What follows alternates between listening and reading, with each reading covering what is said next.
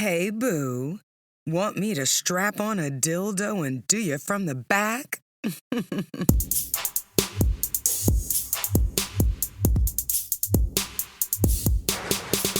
What is up, sapiosexuals? Thank you for turning on Sex in South Beach with your girl, Dr. Sanjaya, America's favorite sexologist and professor of medicine who addresses every sexual issue under the sun, including anal penetration by strapping one on. Booyah! So the sex situation we're getting into today is all about pegging. You know, when one partner straps on a dildo and penetrates their lover's anus. And if you're like, no, I don't know, then you are certainly tuned into the right show. Did you know one survey found that 45% of couples had never even heard of the term pegging? But we got to talk about it because pegging is more popular than ever, especially among those that identify as cisgender heterosexuals. And just to remind you,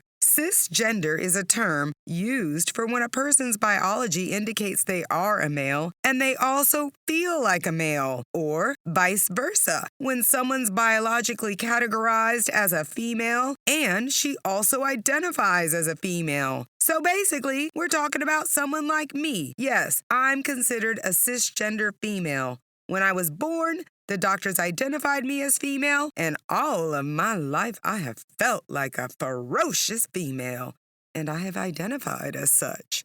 Thus, I am considered cisgender. Got it? Good. So, pegging among heterosexual cisgender people is super popular these days. And in most cases, it involves a woman strapping on a dildo to penetrate her male lover. Of course, pegging among lesbians, trans, and everyone else also occurs. Lovehoney, an online sex store, credits the sharp increase in their sales of strap-ons. They think it all comes from heterosexual women buying them to use on their male lovers. And according to data from 1,000 women surveyed by Lovehoney, 10% admitted to pegging their partner, and you and I both know they are underreporting their actual activities. But that says a lot. If 10% of 1,000 women actually admitted to doing it, you know what? It's probably substantially higher. But why? Why does someone want to get penetrated with a strap-on, especially if they identify as a heterosexual man? And why would a woman want to strap one on to penetrate her man's anus? Well, people with penises also have a prostate gland that can be accessed through anal penetration. The prostate is filled with nerves that, when stimulated, well, those nerves emit extreme pleasure, the orgasmic kind of pleasure, and you can feel it throughout the whole body. Or so I'm told, because as a cisgender female, I don't have a prostate. Well, pegging often sparks a prostate orgasm, which can feel more intense compared to other types of orgasms. Now, if the receiver doesn't have a prostate or a penis, as in lesbian relationships, pegging can still feel real good because the anal entrance and the anal canal have as many nerves as the head of a penis. Yes, baby, that's around 4,000, okay? Like 4,000 nerve endings? What? In your anus? In the entrance and in the canal? Yes. So, now you might want to understand why, even if someone doesn't have a prostate, they might enjoy being pegged. Plus, when the strap-on dildo presses up against the pubic mound or the clitoris of the woman wearing it, it can feel incredibly stimulating. Imagine, ladies, having your clit experience orgasmic pleasure while producing a prostate climax in your partner.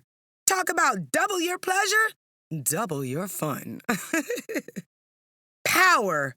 Boom.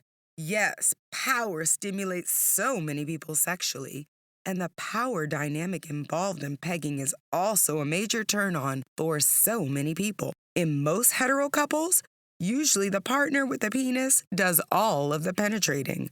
But, pun intended, when you flip the script and the person with a clit straps on a dildo and does the penetrating, what? The change in roles can be incredibly exciting, psychologically, emotionally, and physically. Oh, yes. And if you're into BDSM, you know, bondage and discipline, domination and submission, and sadism and masochism, well, pegging is perfect for all those types of sexual adventures involving power play. Imagine pegging and a blindfold. I'm laughing because I want to make sure you all understand the blindfold should probably be on the receiver, as the pegger definitely should be able to see where the hole is to ensure accurate aim. You know what I'm saying? How to incorporate pegging into your BDSM fun. Think about it. A dominant might enjoy pegging their submissive. And of course, the person being pegged doesn't have to be submissive, right? They could be the dominant and make the submissive peg them. Yes, they could. And if that is your thing, here is a pro tip on positioning. If a dominant wants to be pegged, get on top and let the pegger peg from the bottom. Always remember, it's just a strap-on, so it is going to stay straight and hard from every angle, boo. That's the magic of pegging. And if you're a dominant woman, pegging really revs up the power, which revs up your pleasure. As one woman said, I kept thinking, I'm literally penetrating someone. It was an unbelievable feeling of power and control, way more power than being on top, which is the way most women try to take control during intercourse. And for those who really love fitness, guess what? Pegging can be one way to work out those vajayjay muscles. Yes, indeed. Let's face it, most of us ladies, we do need to be constantly working out those because you know what's not sexy? Peeing when you sneeze. Okay, real talk over here. So, some women say they have to grip the dildo with their vagina during the pegging adventures, and that is a fantastic workout for the muscles down under. And, ladies, another pro tip here. Even when there is no pegging involved, you might want to use your muscles to grip a regular penis too. You know, the biological kind, the one attached to a man.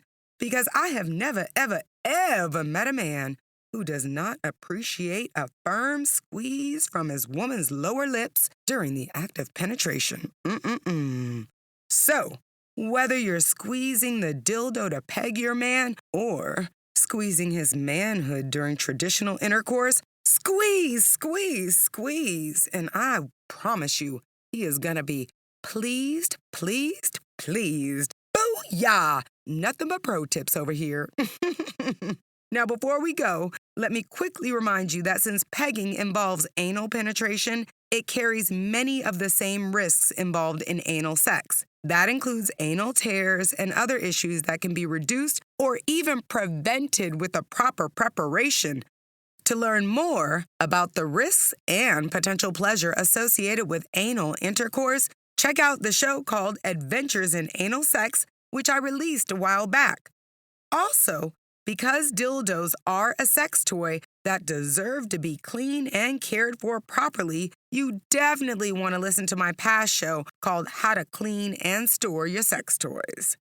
All right now, it is time for the climax, when I give you a little something to remember about pegging for pleasure. 1. Pegging involves one partner strapping on a dildo and penetrating their lover's anus.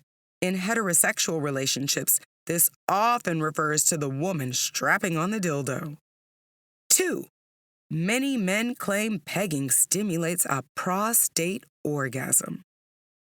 3. The nerve endings in the anal opening and the anal canal are also stimulated during pegging. As such, many women also enjoy pegging. 4. Power, power, power. The power play involved in pegging is a major turn-on for many people. And 5. With regard to health and safety, pegging can have similar risks to anal sex and the dildo used for pegging should be clean and cared for properly. For more info on these issues, check out our past shows, Adventures in Anal Sex, and How to Clean and Store Your Sex Toys. For your daily dose of Nookie knowledge, check me out on all the social media platforms. That's Dr. Sanjaya, DrSonJia, on Instagram, Facebook, Twitter, LinkedIn. And yes, check me out on TikTok. Come on, level up your Nookie knowledge with me. Y'all, I had so much fun chatting you up about pegging for pleasure, and I cannot wait to do it again next time. I'm Dr. Sanjaya, America's sex educator. Thanks so much for tuning into Sex in South Beach, where everyone comes for happier, healthier sex.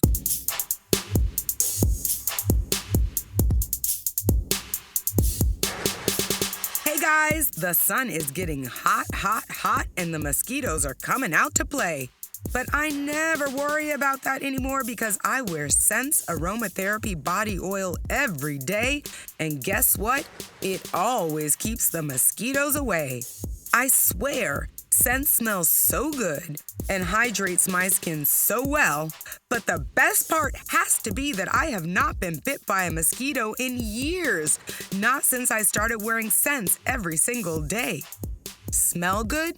Feel good with Sense Aromatherapy Body Oil. Get yours at Amazon or sensebodyoil.com. That's SENSE bodyoil.com.